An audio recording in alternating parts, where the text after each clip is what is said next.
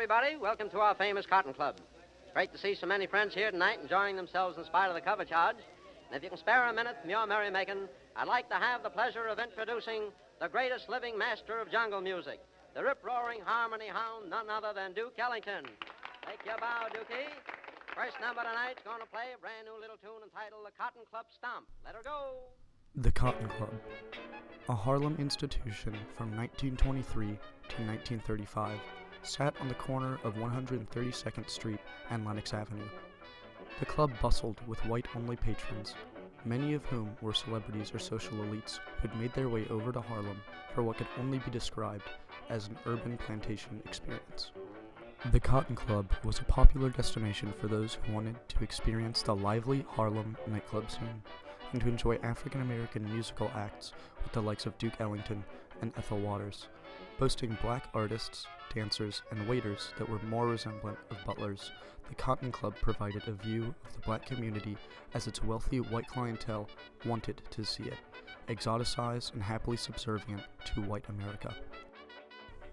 Langston Hughes, poet, writer, and activist, was steadily growing in prominence during the 20s, and by the 30s, he would be known as one of the main leaders of the Harlem Renaissance, an artistic, intellectual, and social movement. By age 19, Hughes' work was already featured in prominent periodicals like the Crisis magazine, one of the most influential journals about racial injustice in the U.S. The Harlem Renaissance followed the Great Migration, when an influx of black Southerners moved north in hopes of escaping the racially intolerant Jim Crow South. Harlem quickly became the destination for African Americans of all backgrounds, and especially for African American artists and scholars like Hughes. The movement instilled a newfound spirit of self-determination, pride, and activism in black Americans, validating the beliefs of figures of the Harlem Renaissance that art was a legitimate tool to empower the black community.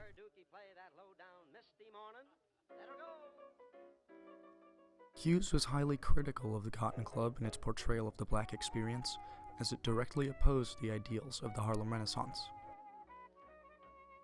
While the Cotton Club itself was not the only object of Hughes' reproach, it was a highly publicized example of the way African Americans were seen by American society. He wrote, "The Cotton Club was a Jim Crow club for gangsters and moneyed whites. They were not cordial to Negro patronage, unless you were a celebrity like Bojangles." He not only opposed the segregationist policies of the club, but the way black artists and customers were exploited. Like animals in a zoo. It was this type of view of African American culture that Hughes wanted to correct, and in doing so, he would express the unadulterated black experience. I too sing America. I am the darker brother. They send me to eat in the kitchen when company comes, but I laugh and eat well and grow strong. Hughes evokes Walt Whitman's voice by writing a poem that responds to his original "I Hear America Singing." In Hughes' intentional appropriation of Whitman's language and style, Hughes is able to prove that his work has a place in high art alongside Whitman, supposedly the great American vernacular writer.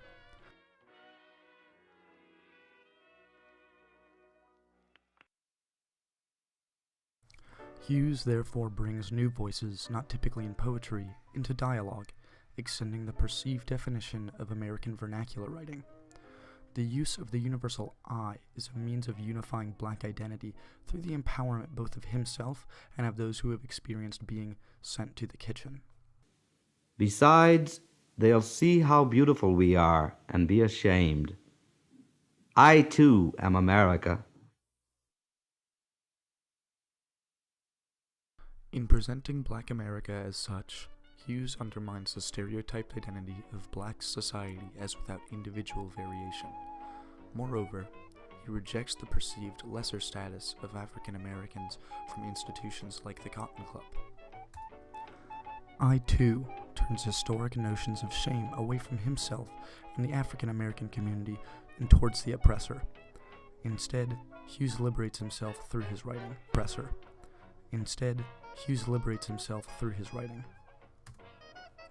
Hughes' vernacular spanned across many themes: gender, class, age.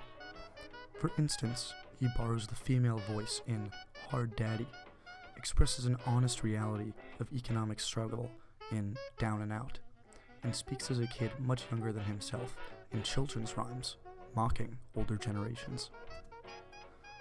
His interest was not in the spectacular, but in the day-to-day realities of life as a Black American. He did not shy away from depictions of the Black experience that might not elevate the race, as the Black bourgeoisie had wanted.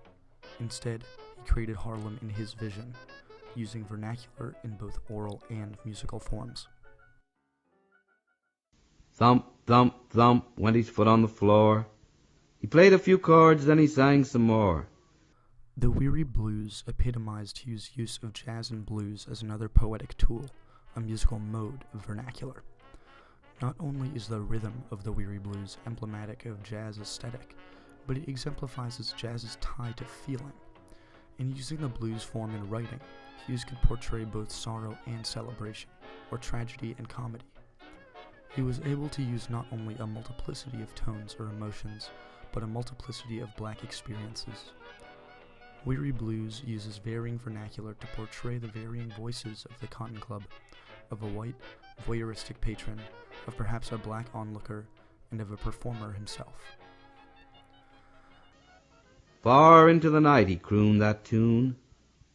The stars went out, and so did the moon.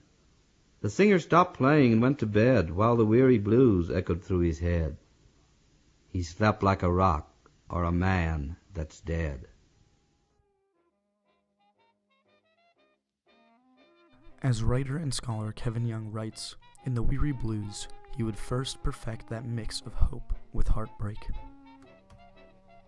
Though Hughes has emerged at the forefront of the Harlem Renaissance literary figures, his use of vernacular was subject to criticism from contemporaries. Some believed Hughes' work misrepresented, exploited, or misinterpreted the Black experience.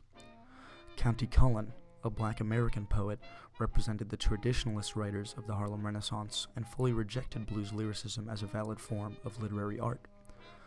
James Baldwin, an outspoken critic of Hughes, praised the Weary Blues as literary art. However, he saw Hughes' use of the blues form to be only a copy of the blues sound. Baldwin further criticized Hughes' language as being oversimplified, hiding from the challenge of articulating the Black experience. Negro art is vivid largely because it is private, Baldwin wrote, but he has not forced them into the realm of art where their meaning would become clear and overwhelming. Despite his favor in the Harlem literary intelligentsia, County Cullen and other traditionalists were not chosen by the people as the leading artistic figures of the Harlem Renaissance, as Hughes was. Hughes directly addressed commonly distorted perceptions of Black experience, undermining common criticism and allowing the expression of a multitude of Black perspectives. Young said it best, Hughes and other young writers often sought to scandalize as a form of sympathizing with those for whom life ain't been no crystal stair. Hughes speaks on behalf of any and all Black experiences, some of which he cannot identify with. However, in his use of differing vernacular, he pushes against white notions of one stereotyped African American. Instead, he speaks to the breadth and depth of the many Black experiences. Hughes was just 18 when he wrote The Negro Speaks of Rivers. His poem was first published in a 1921 issue of The Crisis magazine. This poem speaks to the meaning of being an African American, not just in America, but in the world. I bathed in the Euphrates when dawns were young. I built my hut near the Congo, and it lulled me to sleep. I looked upon the Nile and raised the pyramids above it.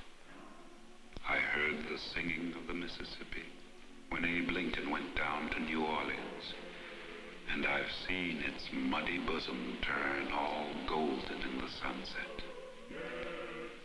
I've known rivers, ancient, dusky rivers. My soul has grown deep like the rivers.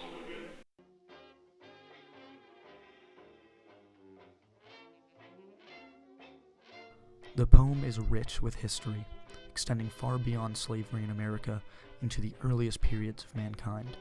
In rooting his poetry in history, he allows for the universal I to unite the black community.